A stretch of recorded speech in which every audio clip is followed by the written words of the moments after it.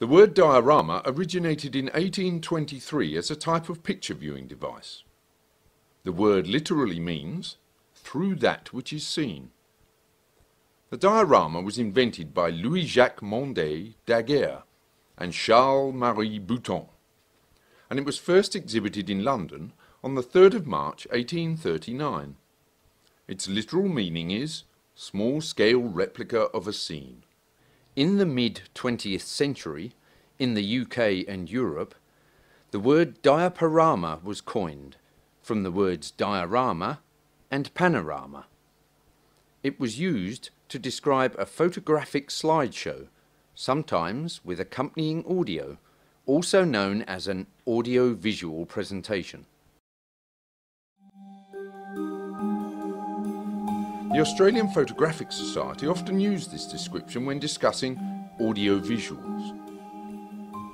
In fact, the audio-visual is defined as a sequence of still images where the storyline or theme, sound, transitions and images are interdependent.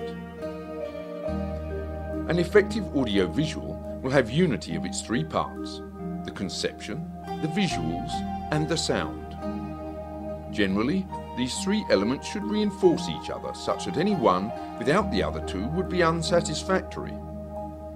Adequate conception involves an idea with a suitable introduction, an interesting development of the idea, and an appropriate close. Narrative or text may be employed, but it is not mandatory. The medium is very flexible, and artistic expression within it can take many forms.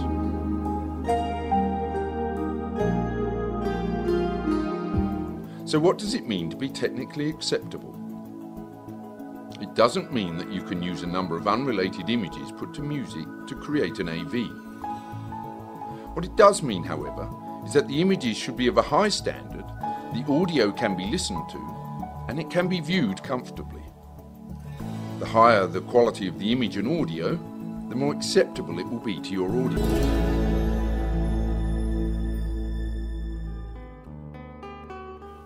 It doesn't matter if your AV is a documentary, a travel documentary, a comedy or a musical, it still needs to tell a story. All good stories need to have an opening, a middle theme and an ending. It's how you put your project together to create a story with interest that makes the difference.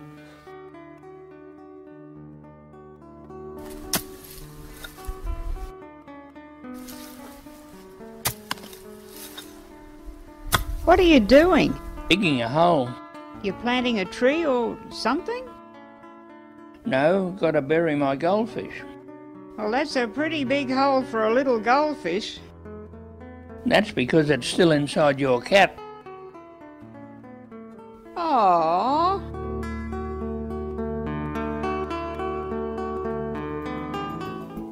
How do we do this? Well, get to know your audience and what you want them to see and hear.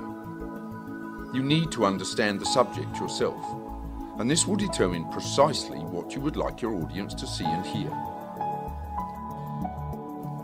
Next, you need to decide which comes first, the narration, the images, or a combination of both. Start with an establishing shot to set the scene. This is the shot that shows the audience the surroundings and where the action is, and it could include signs, buildings, and surrounds.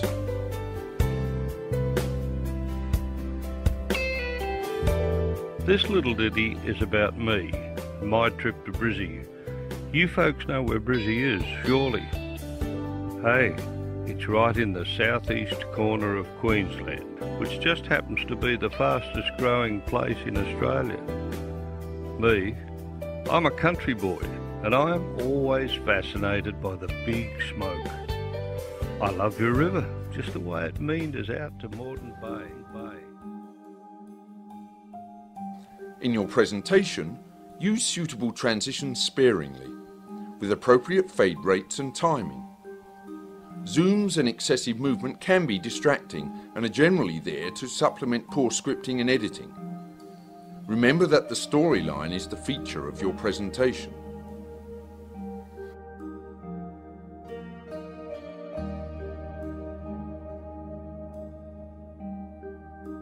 Remember also the narration can be important and will come from your research. Make sure you include time and place and other useful information about your audio-visual without simply describing the image on the screen.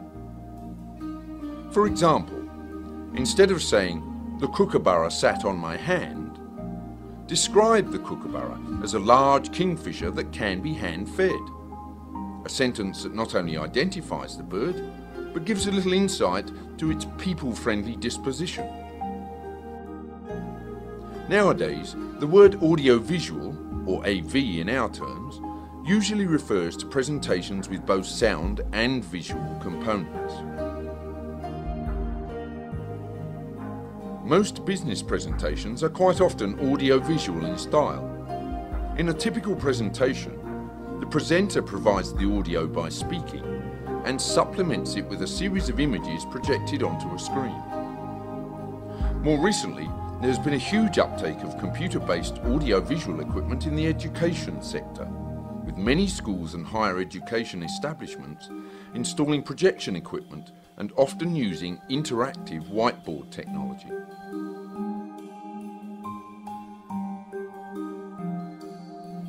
Butterflies go through 4 stages during their life: egg, caterpillar, chrysalis, and adult.